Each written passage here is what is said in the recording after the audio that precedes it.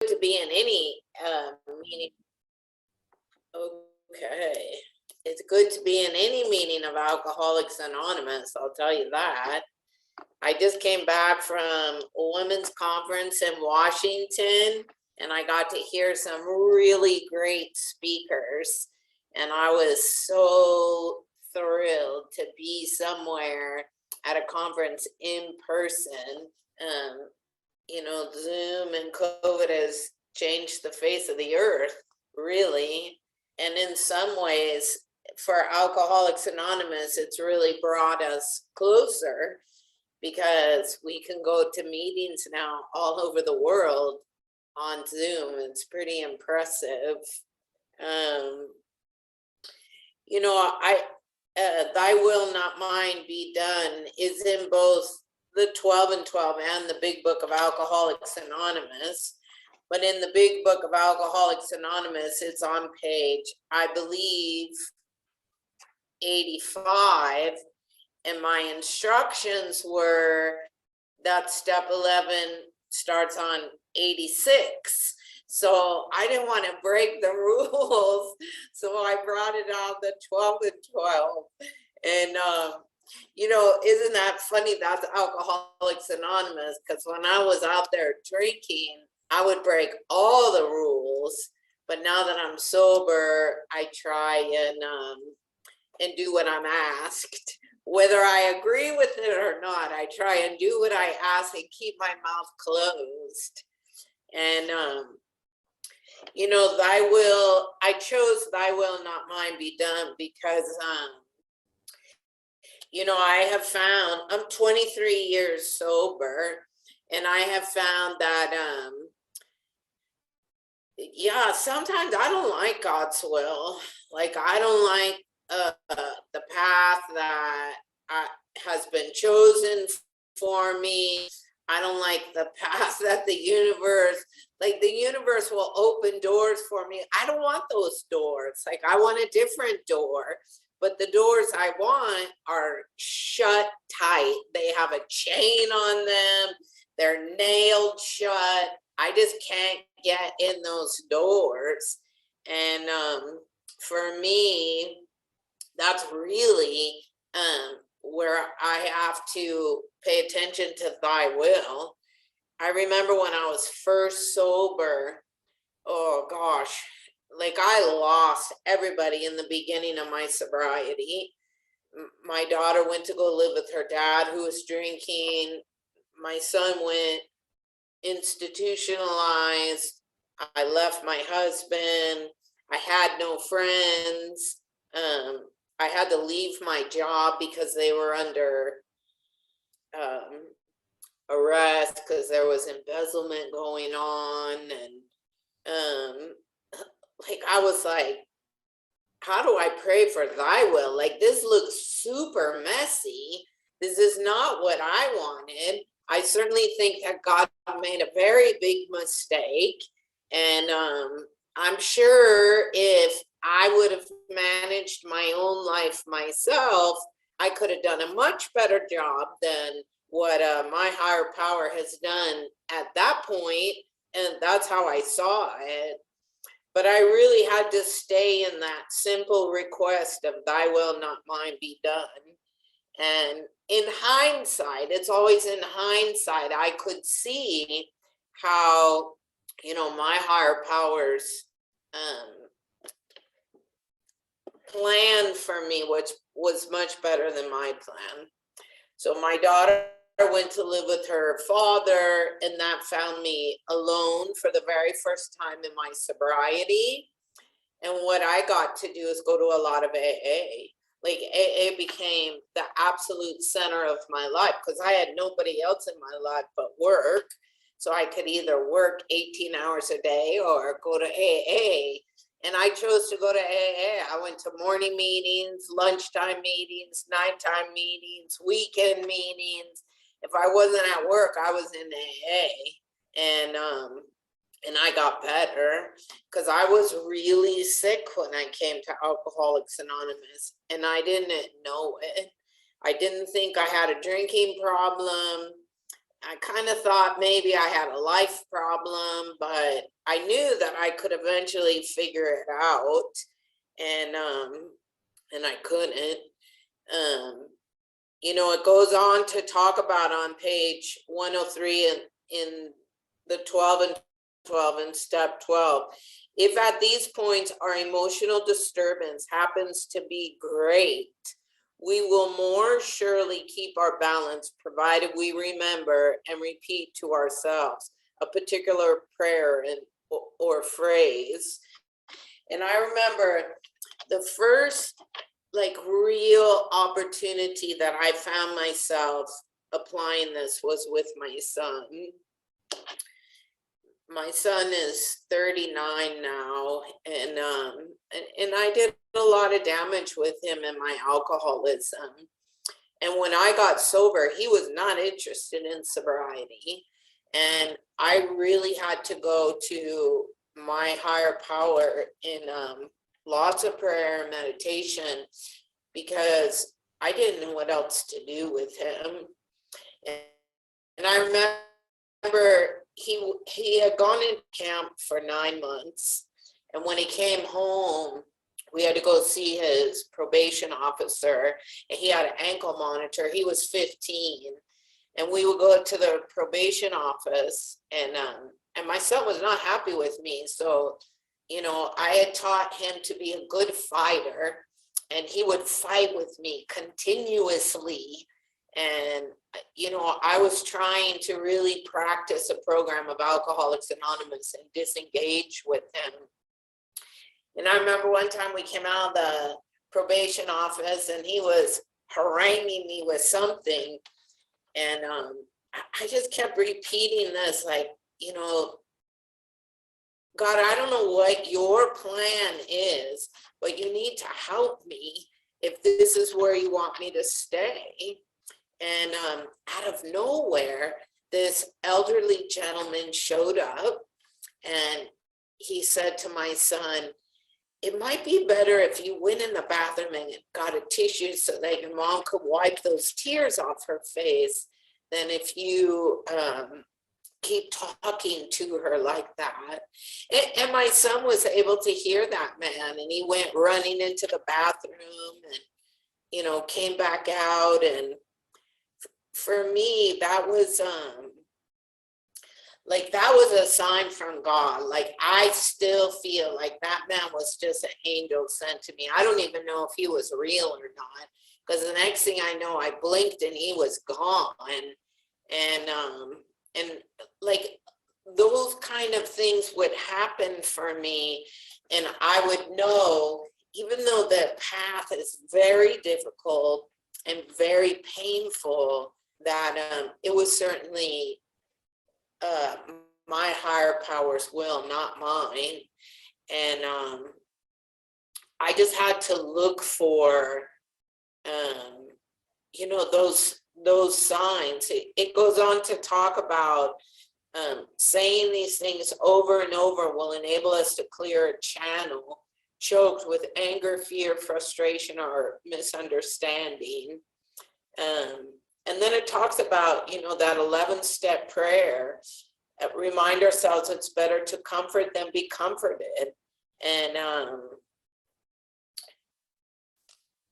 it's always, when I first got sober, I don't care about you. I don't want to comfort you. I want to make it about me. Don't you know how difficult my life is and how much I have to change and I have to work on? And, I'm grateful that Alcoholics Anonymous taught me about just quiet meditation, quiet prayer, just to be still in those emotional disturbance. Service work has been so critical for me to walk through those difficult periods. I remember when I was 15 years sober, my sponsor came to me and she said to me, it's just not safe for you to be in LA anymore with your son. And I think it would be best for you to leave California. And I was like, wow, like that's pretty drastic. But drastic things were going on in my life. And I remember just praying. I have been on my job for 19 years. I'm a high school dropout, but because of Alcoholics Anonymous, I worked this job for 19 years, and I was a good, hard worker, and I got paid good money. And, you know, he treated me like an executive because of Alcoholics Anonymous. And I would be like, okay, God, if this is what you want, like, you better make this clear. And if it's not what you want for me, you better make that even more clear, because I'm about to make a big change in my life. And I kept, you know, doing what I call that kind of, you know, that mind dance. Should I not? Should I not? Which is just a waste of energy. So I just made a decision, and the decision was, on October 31st, I'm going to resign my job unless my higher power tells me that's not what I'm supposed to do. So now I have a direction to walk in, and I start walking in that direction. And what has been proven to me over and over and over again, that if it's not God's will, he will move me off that path. But if I just sit in my head and think about it, I'm not going anywhere.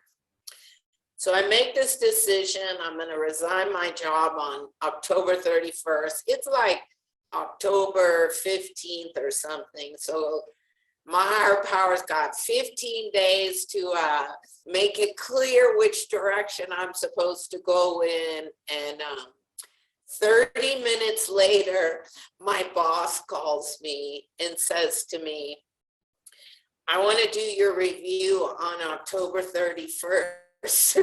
Please put it on the calendar. And I was like, oh, wow, like how what are the coincidences of that? And for the next however many days it was, I was in so much fear. Like, it was really scary for me. And I remember that October 31st comes along, and I drive to work, and I have my resignation letter in my hand, and I'm like praying again, and I'm like, God, if you don't want me to do this, then let my boss get in an accident, or let some catastrophe happen so that I don't go through with this, because I'm turning in my resignation letter. And no catastrophes happened. And I walked into my boss's office, and the moment I walked into the door, he knew something was up. I mean, I'd worked for the man for 19 years. And I handed him my resignation letter, and I said, you know, we need to work on an exit plan. And I gave him 6 months notice, and I trained my replacement, and I was a good, hardworking employee up until the day that I walked out of that office. And, you know, certainly that was my higher powers doing. My boss continuously asked me if I would change my mind, and I continuously said, no, I got to go. And the big thing also is that I didn't have to tell my boss about the drama that was going on in my life. Like, I could just keep it very professional. He didn't have to know that my son was going off the deep end. And my sponsor would just keep telling me, like, don't chew on the problem, just go be of service. Don't focus on it. Go be of service. Like, God will show what it is that you need to do, and make it very, very clear. And he did. And it ended up turning out well. I went out of the country, and I went to a lot of AA meetings over there. And then I had a little stroke. And, even that, I can see the hand of my higher power in that, because it got me to Colorado. I was afraid to come to Colorado. My daughter wanted me to come. But I knew once I got here, she would realize, like, there's something wrong with her, Mom. I'm an alcoholic. I'm not normal, not like her. I'm normal like you guys, but I'm not normal like her. And she belongs to a book club, and I've since been told by my sponsor I belong to a book club too. It's called Alcoholics Anonymous. And my daughter thinks I'm weird, but I'm still here. And God keeps me planted here. Like, I keep trying to run away. Like, I want to go there. I don't know where there is, but I want to go there. And something keeps bringing me back here. And certainly that's me, that's my higher power. I sponsor people, and they'll come to me, and I do what I call the 7-day prayer. I'm like, just pray about it for 7 days. I guarantee at the end of the 7 days, you'll have your answer. It might not be the answer you want, but you will have an answer. And they always ask me, well, what if on the 5th day I get an answer? I'm like, well, the spiritual practice is you have to pray for 7 days, and we do what we say we're going to do in Alcoholics Anonymous. So even if you have your answer on the 2nd day, just finish the spiritual practice. It's good, orderly direction for us. And, that has held me in good stead. It goes on to talk about, why can't we take a specific and troubling dilemma straight to God, and in prayer secure from him sure and definite answers. And I talk a lot about my son, because my son taught me a complete reliance on a higher power. He taught me unconditional love. He taught me about true acceptance, because he chooses a very, very painful life for himself.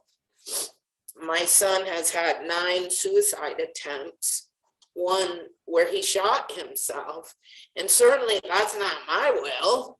And I've had to completely surrender to whatever path he's going to be on, regardless of whether I want it or not. I mean, I've tried to rescue him. That doesn't help. All it does is get me badly mangled. The last time I tried to rescue him, I was on the other side of a shotgun. And then we were in a 6-hour standoff with a SWAT team. And, sometimes people will say to me, like, just pray for your son to get sober. And I can't do that. Like, for me, I can't do that. What I have to do is pray for God to allow me to accept whatever's going to happen. If that means my son gets sober, great. If that means my son dies, great.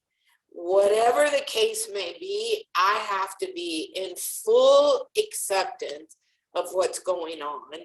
And that has been very hard. I have had to walk away from my son homeless in a park.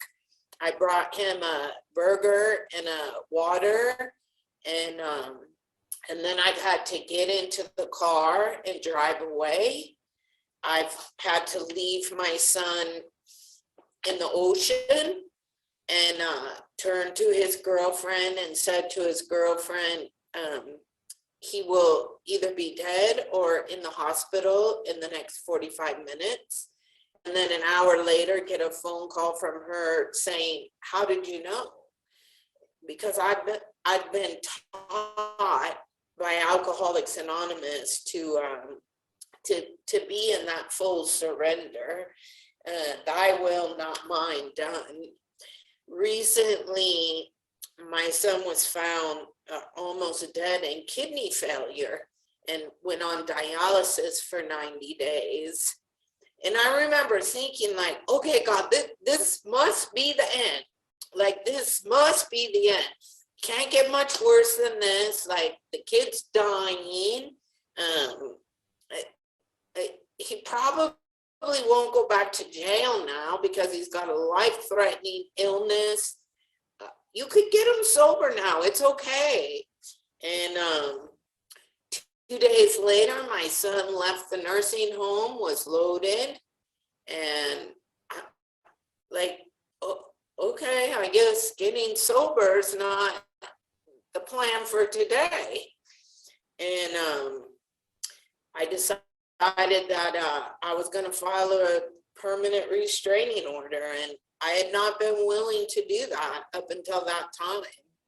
And I went and I filed the restraining order, and then I just had to pray, like, I don't know what you want to do, God. I mean, the kid's homeless, he can't be served. And then 2 days later, he got picked up, and now he's looking at 2 life sentences.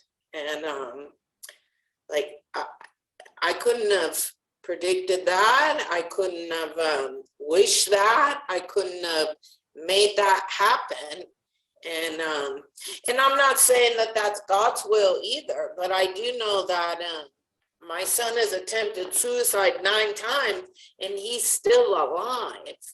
The only reason for that to be possible is a power greater than him. And I know that when my son is incarcerated, he does big things in jail. Like he just is a natural leader in there.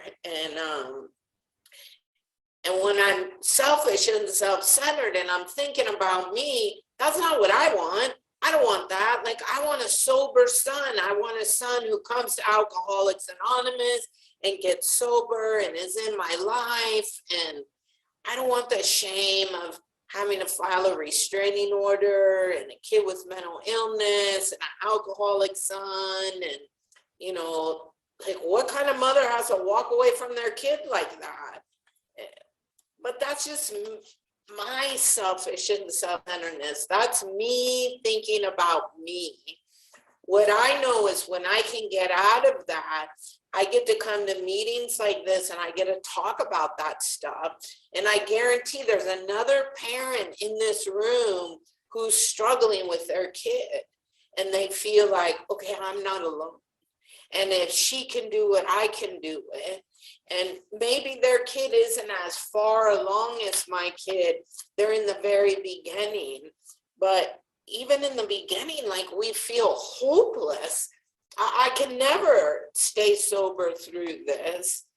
And what we find is that we can, hold on to others' hands and continue to move forward and stay sober in that. It talks about that quite often the thoughts that seem to come from God are not answers at all. They prove to be well-intentioned, unconscious rationalizations. And I got a very, very painful lesson in that after my son's shooting. When I left California, I met this man, and right before I left California, my son broke into my house again, and it put me in fear. And I got into a relationship with this man and moved in with him after knowing him a couple weeks.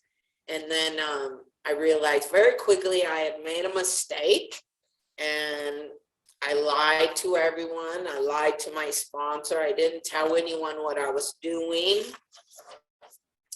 And I remember like God saying to me, like, you have to trust me. And I was like, no, not this time, God. I'm too afraid. This is too big. Like, I got to hang on to the human. Like, you can't fix this problem. And I finally told my sponsor what I did, and that man moved out, and 3 days later, he killed himself. And I have to live with that now. You know, I'm not responsible for his suicide, but I am responsible for his, for my deception. Like, I deceived this man. And, you know, that was that, you know, wishful thinking, distorted so-called guidance. And I remember thinking, like, how are you going to move out at the end of the lease? Like, how are you going to do that?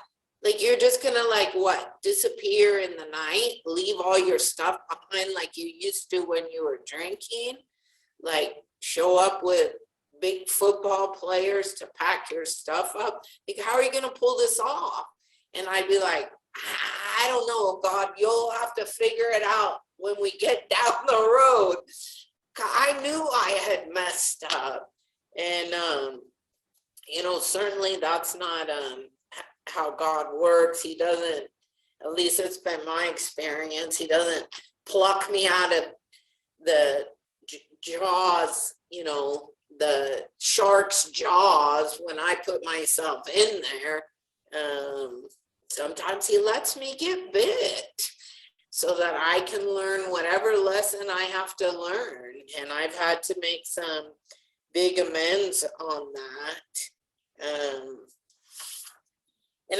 you know, I go to prayer and meditation for everything in my life, even silly things. I remember I was like 6, 7 years sober, and I wanted to buy a motorcycle. I had a motorcycle, but I wanted another one. And I was married at the time. And my husband was like, I found the motorcycle at this dealership. And I said, well, we'll have to go and buy it after I sell my bike. And my husband was quite upset about that. He said, no, we should go now because the bike will be gone. And I was like, well, if the bike is gone, then that's not what God wants for me, because it's financially irresponsible to buy another bike when I still have a bike. And it wasn't about the bike. What it was about is being financially responsible. It was about not being impulsive. It was about practicing these principles in all our affairs. It was about being patient and waiting. Like, God brings me gifts when I'm ready, not when I want them. And I sold that bike within 24 hours and went and bought the other bike. But I felt responsible. Like, I really believe that God made that happen. You know, and I've watched that time and time and time again. I remember when I did my first inventory, I'm a thief and I steal from all the companies I work for. And when I did my first 8th and 9th step with my first sponsor, she told me that it would be detrimental for me to pay back the money to the companies that I stole from and would put my family at risk. And I followed sponsor direction. And I got to be about 1.5 years sober. And I thought, yeah, this is the best I'm going to feel. I'm in trouble. And so I found a new sponsor. And she said to me, yeah, I donated the money I stole to charity. And she said, it's not charity's money. You got to pay back the companies.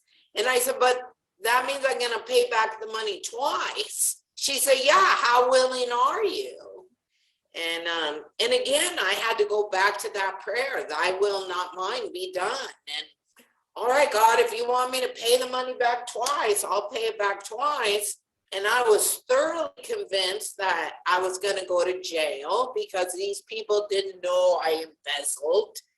And I showed up at the appointment and I prayed very hard before I went in because I was really afraid. And then I said, all right, God, if you want me to go to jail, give me some people to do some 12-step work with. And again, thy will, not mine. If that's what you want, I'll pay whatever price you want me to pay because I want to be free. And I went into those companies and I told them I stole from them and they wouldn't take their money. I did have to tell them how I stole from them. But they were amazed. They were absolutely amazed that I was willing to come back and tell the truth. And then it was shortly after that that I got that job that I had been on for 19 years. And I believe without a shadow of a doubt, if I had not gotten to a place of willingness to pay those financial amends back twice, I wouldn't have gotten that job. You know, like God in the universe would not have brought that to me because I'd still be in my will. And that's what I have found, that when I'm in my will, like things just are challenging and they're difficult. Not that they're not difficult when I'm in God's will, but there's a level of just peace. Like the universe just puts people in my life to help me along the path. The path may still be very painful, but people are placed in my path to help me along the way. When my son shot himself, it was like I got really emotionally damaged. And you know, people just kept showing up out of the blue.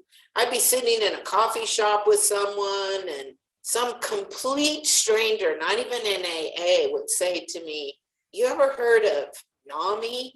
I'm like, no, what's that? The National Alliance of Mental Illness. I think you should go there. And you know, they would apologize for eavesdropping, but I could see like that was my higher power's way of guiding me. And I went to those meetings and I got help, I got better. And then I got to be of service. Like I got to facilitate those meetings. I got to be a group leader and help other parents who came in with mentally ill loved ones. And I could only do that because of Alcoholics Anonymous. And then when I came to Colorado and the meetings closed down, I was like, I got to find a new way to be of service. And so I decided I'm going to be a victim advocate for the police department. And so I put in an application and they called me in for the interview and they asked me all these questions. And then they say to me, like, we're going to give you a polygraph. Oh, that wasn't on the information sheet. So I said, okay, that's fine. I'll do a polygraph. And then I promptly went to Alcoholics Anonymous and started asking people, how do I lie on a polygraph? Because I'm not telling the truth. Like if they find out who and what I am, the police are not going to hire me. I can guarantee that. And then the morning of that polygraph, I got on my knees. Thy will, not mine, be done. And I'm like, God, you know, help me hear what you want me to hear, but mostly help me say what you want me to say. Because I kind of was going still with the belief that I'm going to lie. And I went to the polygraph and the gentleman asked me a bunch of questions before the polygraph. Have you ever used illegal drugs? Yes. Have you ever stolen? Yes. Have you ever done this? Have you ever done that? Yes, yes, yes, I'm a bad human. And then he said, okay, I'm going to start the polygraph. I'm like, okay, cool. And he says, in the last 5 years, have you ever done illegal drugs? And I believe because I said this prayer that I don't know if all the polygraphs are like that, but I know mine was, and I could tell the truth. I'm 20 years sober. In the last 5 years, I haven't done any of those things. And I walked away from that polygraph knowing that the police wouldn't hire me, but I certainly did God's will. I told the truth. I was completely honest. And a few weeks later, they contacted me and said, we want you to work for us. And I was like, oh, okay, no problem. I think you're pretty crazy, but one more time, that was God's will. Because for me, I've gone on 12-step calls that the people don't even know they're 12-step calls. Like I go to the hospital, these people, domestic violence, there's always drinking and drugging going on. And I get to just share my experience, strength, and hope. And the same thing that we see in Alcoholics Anonymous, I see in these people, like they get excited and the light comes on in their eyes and they say like, do you think I could live differently? I'm like, absolutely, anyone can. And who would have thought, just taking that step. Like I can sit at home and just try and figure out what God's will is for me and I get nowhere. Or I can take a step out there. And what I have found is that when I take a step out there, that intuitive thought happens.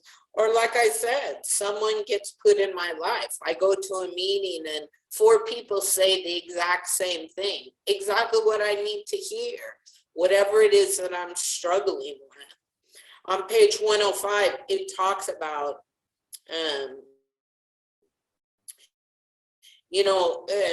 out of every season of grief or suffering, when the hand of God seemed heavy or even unjust, new lessons for living were learned. New resources of courage were uncovered. And finally, inescapably, the conviction came that God does move in a mysterious way his wonders to perform.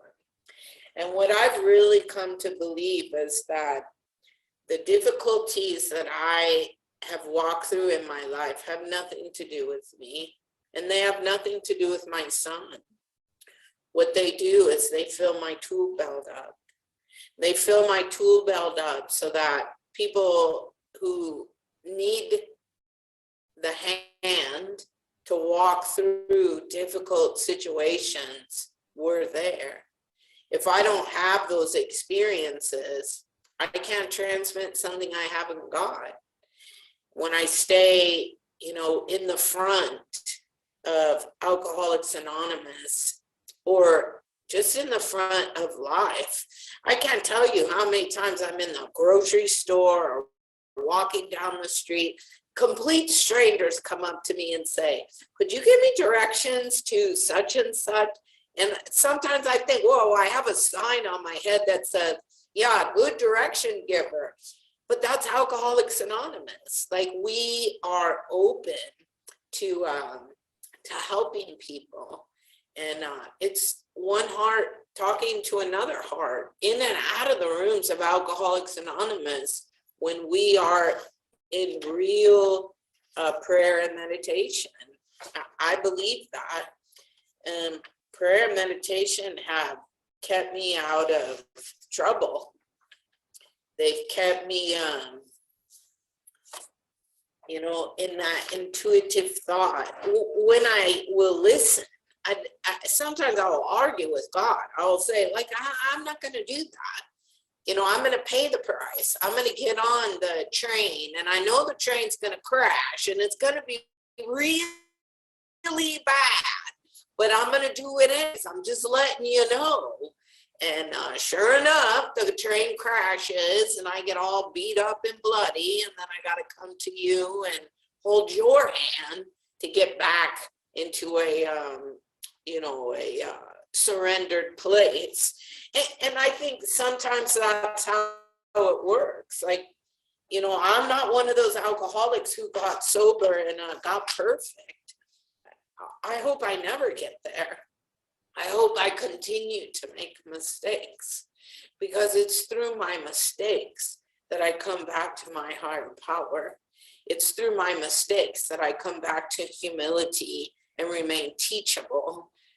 If I'm not making any mistakes, then what do I need God for? What do I need AA for? What do I need you for? Like, I got this again. But my mistakes bring me back to a place of humbleness. And, I'm grateful for that. I'm going to end with this on page 105. It says, perhaps one of the greatest rewards of meditation and prayer is the sense of belonging that comes to us. And, I was at that women's conference today, and I tell you, when I first got sober, I did not like women. And I would go to conferences and I'd be uncomfortable. And I'd go to meetings and I'd be uncomfortable. And I'd go to business meetings and I'd be uncomfortable. And I'd go to the market and I'd be uncomfortable. And I'd go and put gas in my car and I'd be uncomfortable. And I was at that women's conference, and 98% of the time, I was comfortable in my own skin.